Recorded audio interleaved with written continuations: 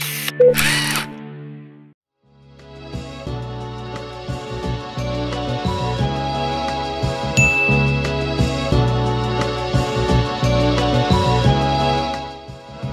anak tuh yang pertama orang tua harus tahu seperti apa kondisi kesehatan anak, karena ketika kita tahu anaknya itu punya riwayat kesehatan tertentu, tentunya harus konsul dulu dengan dokter, karena itu penting.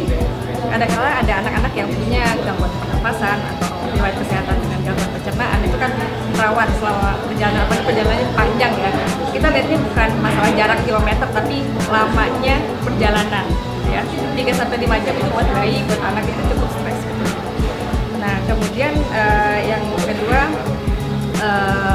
orang tua juga harus punya kontrol ya terhadap lingkungan. Jadi apa yang harus diperhatikan, misalkan jenis kendaraannya, gitu, pakai kendaraan umum atau misalkan pakai kendaraan pribadi. Tapi kalau saya saran untuk anak-anak yang di bawah 6 bulan itu baiknya pakai kendaraan pribadi, karena ketika si bayi itu sudah mulai tidak nyaman di kendaraan, itu bisa menepi, ya, dia duduk, menghirup udara segar. Si ayah dan bunda juga nggak jadi stres juga melihat bayinya rewel misalkan di perjalanan.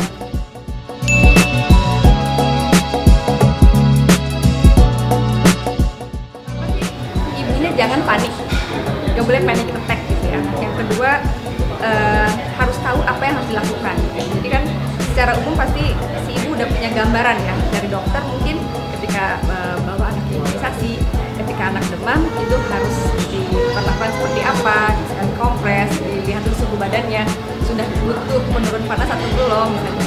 Kemudian ketika dia punya gangguan pencernaan, bisa dilihat juga ini karena masuk angin, karena bakteri atau apa gitu kan. Yang penting ketika sudah berencana untuk melakukan perjalanan jauh, ibu harus siap dengan berbagai obat-obatan ya yang direkomendasikan oleh dokter sebagai bekal ketika misalkan sampai tujuan nggak ketemu klinik kesehatan yang memadai misalnya gitu kan. Jadi ibunya sudah langsung sigap. Yang berikutnya butuh support juga dari ayah, karena ketika ayahnya itu mensupport si ibu untuk misalnya ketika anaknya mulai rewel, ibunya harus menyiapkan sesuatu, si ayah sudah siap untuk misalkan menggendong anaknya dulu gitu ya, menenangkan dulu, itu sangat membantu.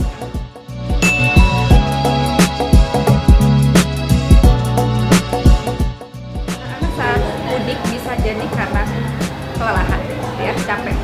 Anak-anak yang baru pertama kali diajak mudik biasanya ada stres ya dengan kendaraan, misalkan dengan getaran, kemudian dengan suara. Kalau lihat pemandangan sih dia akan lebih tertarik. Tapi yang paling sering membuat anak tidak nyaman itu ketika dengan suara keras, klakson mobil atau misalkan di jalan tol itu ada truk yang melaju kencang gitu ya, kemudian mobil jadi goyang gitu, itu buat anak cukup tidak nyaman gitu ya. Dan kemudian mungkin badannya juga memang sedang tidak enak, gak nyaman karena mungkin pegel, karena kan duduk berlama-lama di mobil sudah digendong. Jadi antisipasinya yang harus dilakukan adalah ibunya siap dengan misalkan minyak pijat, jadi ketika sudah menepi bisa sambil dipijat gitu, itu akan.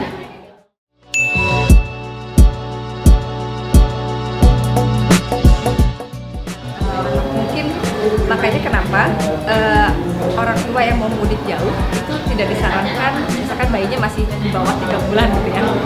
Kenapa? Karena lebih cranky lagi umur 40 hari misalnya gitu atau 2 bulan, karena daya tahan tubuhnya kan masih belum cukup kuat gitu ya. Kemudian si ibu juga masih repot sebenarnya, masih stres dengan kebiasaan baru setelah baru punya baby gitu kan.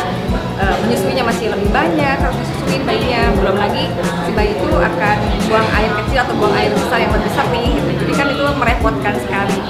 Oleh karena itu ketika dia sudah 3 bulan lebih, si orang tua juga sudah adaptasi dengan kebiasaan-kebiasaan si anak. Oh, kapan harus berhenti karena anaknya pup, oh di mana harus berhenti misalkan di pom bensin karena mau ganti popok, itu akan lebih nyaman untuk si ibu gitu ya, untuk si ayah juga.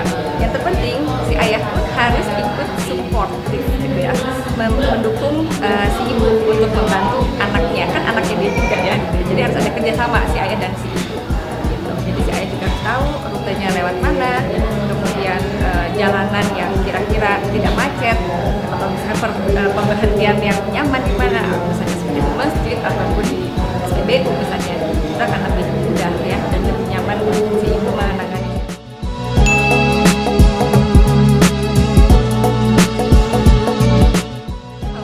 lalu lintas sekarang itu unpredictable ya. Kalau saya sih saran jauh-jauh hari sebelum Lebaran deh, ya, atau jauh-jauh hari setelah Lebaran. Karena misalnya sekarang aja misalnya Jakarta Jogja misalnya, biasanya mungkin bisa ditempuh dalam waktu 18 sampai 20 jam. Ini kan kadang-kadang dengan kondisi traffic yang tidak terprediksi bisa juga sampai 2 hari gitu kan perjalanan. Itu kan sangat tidak nyaman buat bayi. Masa harus bermalam di mobil gitu ya.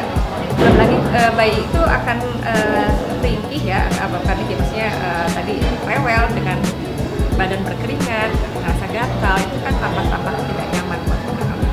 Jadi kalau misalkan jauh-jauh hari sebelum Lebaran, mungkin itu lebih manageable ya secara waktu. Atau setelah Lebaran juga itu bisa